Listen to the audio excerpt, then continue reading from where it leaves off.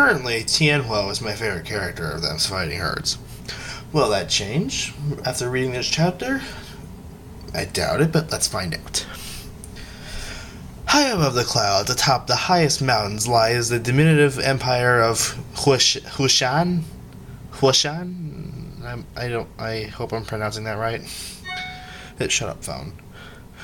Though this principality, Jesus Christ, is small, it's nonetheless remarkable. Its residents have built their home over the gaping maw of an active volcano. As expected, it also takes a remarkable creature to live in such dangerous conditions. Half horse, half dragon. They are called Longmas, and they are incredibly unique in phoneme. Though there are few other magical races such as these crossbreeds are the only in the world who are part predator. I was actually wondering about that. Because I was thinking, like, wait, couldn't dragon qualify as a predator? Okay, well, now I have my confirmation. And the only ones with wings. Sure. They are highly aware of their exceptional existence, and as a result, are a very proud race. They're not shunned at all? Okay. They believe they have purged from themselves the worst traits of their pure-blood ancestors and embody only the best. Peaceful and robust like the proud race, they believe they have purged from themselves the worst traits of their pure-blood I literally just reread that line. I'm a dumbass. I'm tired. It's 11 at night. Peaceful and robust like the ungulates, fearless and strong like predators, though their diets take after their herbivorous predecessors. Their dragon roots are steeped in magic and history, nobility and chivalry, and theirs is one of the few true monarchs in phoneme. Every subject of the empire is a member of the military, sworn not only to protect their beloved empress, their honored volcanic home, but all of phoneme itself. As far as the Longma are concerned, no vile, flesh-eating, full-blooded predator will enter this world without having to answer to them. Plumes of hot smoke and steam puff out from a field of fissures, blowing into the sky in soft spirals. And as ever in the empire of Hushan, a low earthly rumble permeates the air at the center of the caldera. A lake of lava bubbles and churns, and at the edge of its shore is an intricately sculptured spire of volcanic rock that stretches skyward, the royal palace. At the base of its tall obsidian stairway, rows and rows of Hushan soldiers stand at attention, formally adorned in golden armor. Each are various shades of green, their bodies covered in scales. Where their manes and tails should be, great waves of flame dance. But what impresses the most are their fiery wings that send licks of orange up into the air, like scalding leaves in the wind. And at the top of the shining black stair, sitting on an ornate throne of red and gold, is the daughter of heaven, Her Royal Highness, Empress of minuscule yet mighty realm of magnanimous magma, lava, and fire Hushan. She abruptly turns her head and looks to a burning comet streaking across the sky. Closer and closer it approaches until it smashes into the apex of the stars, engulfing the Empress and her throne in an inferno. The flames dissipate and reveal Tianhuo, most noble and virtuous captain of the guard. The Empress, who is completely unsigned, smiles at her champion with admiration. In a show of esteem and respect, the Empire army stomps a single hoof, creating a cacophonous din that echoes through the caldera. After today's ceremony, Tianhua will be more than the most celebrated soldier of Huashan. She will be named Imperial Keykeeper, destined to save all of Phonem from an impending danger the Longma have not known for generations. An orator steps forward to begin the ceremony. He speaks eloquently and formally, extolling the virtues of being Longma, and he goes on to great length how Tianhua exemplifies those virtues more nobly than any other Longma save the Empress. No one sees the tiny hint of flinch from Tianhua as she endures the flowery adulation. She remembers with shame that this has not always been so. Hiding within a cluster of ashy cinder cones, a Longma foal stands and strains. She is quite small and quite young. Her long neck still smooth and flameless. Her fiery wings not yet sprouted. She strains some more. Come on, fire, please. Poof! A tiny flicker of hot light, no bigger than a candle, erupts from her forehead. She smiles wide, but just as quickly as it started, the flame goes out. She sighs. Look, guys, she just had an eruption, a cruel voice calls out. Oh, great, so this is the equivalent of the boy bullies. The flame was full, is suddenly surrounded by 3 others. Yep. Each as young as she, but unlike her, they have several sprigs of small flame sprouting from their necks and tails, and also unlike her, they are big. She is mortified. She thought she was alone. The trio laugh. What's the matter? Had to vent your gases? The long-legged one with spots on his back says, Get it? Gas?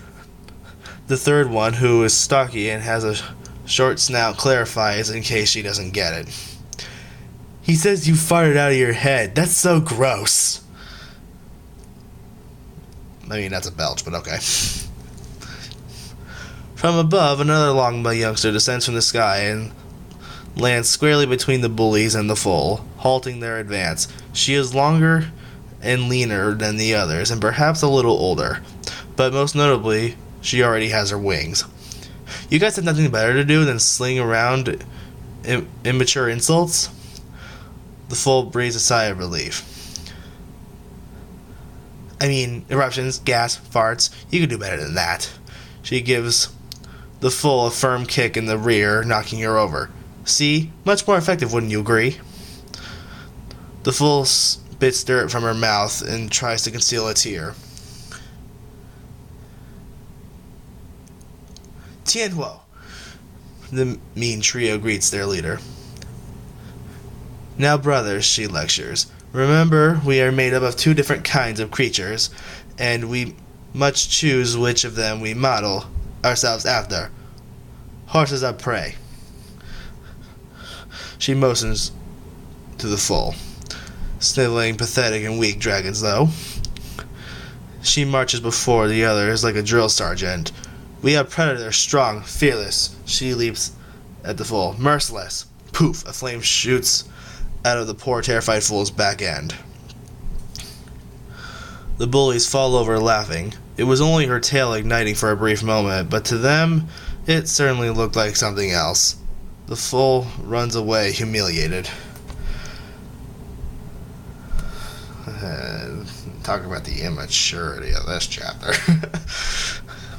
Rather pleased with herself, Tianhua takes to the air, her wings creating a cloud of swirling ash in her wake. She snickers with vicious satisfaction at the sound of her cronies coughing and laughing at the same time. She soars through the sky over the great crater of Huashan, performing a handful of complicated flips and barrel rolls just in case anyone is watching. Suddenly, from nowhere at all, an unnatural gust of wind hits her like a fist. She spins wildly, and to her horror, all her fire goes out. With no wings, she falls down, down, down. No, down, down, down. Okay, I'm sorry. Then, with an impact that blows the air from her lungs, all goes black. Tianhua groans as her eyes flutter open. She struggles to stand, shaking herself awake. She's in a tight crater she does not recognize. Tall walls of rocks enclose her, a trap she can't escape without wings. Then she hears a horrible growl, so deep and huge it rattles the ground. She shakes herself to alertness, but before her is a monster. It is enormous and nebulous, as cloudy and vaporous as the volcanic gases that escape Hushan's core. Though no one have existed for thousands of years, the silhouette is unmistakable. A dragon. She cries Tianhuo, saliva sliding down her cheek, like blood from a sword. No, wait, please, Tianhuo pleads. You beg mercy from a dragon? The spirit laughs. Little prey. Like a snake, she strikes at Tianhuo. Tianhuo closes her eyes, braces herself for death, but nothing happens. Tianhuo opens her eyes. The dragon spirit is trading blows with an equally huge and misty horse spirit, a great stallion. Teeth snap, hooves fly. Try as she may, Tianhuo cannot tell who has the upper hand. The horse fights with strength and determination. She would not expect from an animal that no one would fear but a blade of grass. Tianhuo cringes as the dragon's claws dig into the horse's flank. That's going to be taking so anyways. But just as swiftly and sudden his hind hooves crack her jaw, she is stunned. The stallion abandons the fray and stands over Tianhuo, a shield between her and the beast. The dragon, eyes burning with anger, cradles her jaw. She lets out an ear-piercing roar and takes to the sky, allowing the stallion to win this round. The stallion relaxes. He presses his muzzle to tiny Tianhuo's. You must forgive your honored mother, child. As you have witnessed, she is indeed strong and fearless. And though she fights with a ferocity none can match, she can be cruel and heartless. She knows not the strength that comes from the herd, from protecting it. She knows not the power that comes from love. He walks several steps away from Tianhuo, then turns to her once more, his misty mane swimming slowly through the air. Her blood and mine flow through the chambers of your heart, my daughter. It is up to you to determine when to call upon hers, and when to call upon mine. Then he takes his leave, galloping up an unseen incline into the sky. There he joins the dragon spirit. Two encircle one another, flying faster and faster until they are but a symbol, remaining distinct from one another, yet existing as one. Tianhuo wakes up. She feels a familiar heat on her neck, back, and flank. Pausing, she wonders, was it a dream? Then, with her fire now returned to her, she flees the crater into the sky. Hey, this is kind of a long chapter. Soaring above Hushan, Tianhuo tries to steady herself and clear her gibbled mind. The image of the spirits infinitely encircling each other lingers in her brain. What does it mean? But before she can make any sense of it, she sees far below her her three cronies have the flameless foal cornered once again in her eyes, as Tianhuo sees the same merciless hunger she saw in the dragon spirit. The memory of fear she felt facing the dragon hits her with such power she falters momentarily in her flight. Ever since she could remember, she had always been the strongest, the bravest. She had never known what it was like to feel small and weak. It was the most horrible feeling she had ever felt. The thought of what the tiny flameless foal must be feeling now causes a new emotion to overcome her, one she has never known before: compassion. Quickly and without warning, honored father's righteous courses into her heart. But to her surprise, it's honored mother's anger that it is honored mother's anger that compels her to act. Ugh. Trying to understand this language is kind of hard. Her wings fold against her ribs, and she rockets towards the earth. She ignites completely, a blazing star shooting through the sky. She plows through the trio, sending them flying across the dirt. They are still for only a moment, but they are up and fleeing, scared and really confused. Her body cools. She approaches the nervous foal. Can you forgive me, honored little sister? She pleads, lowering herself with a humble bow. The foal can only gape and offer painfully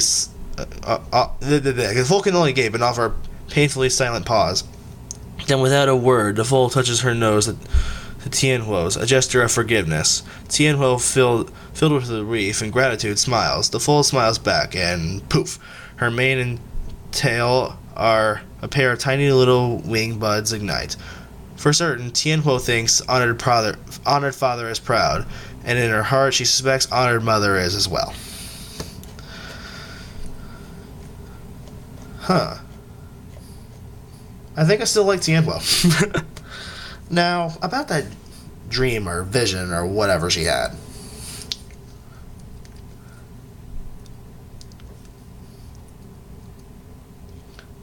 I have a couple theories on that.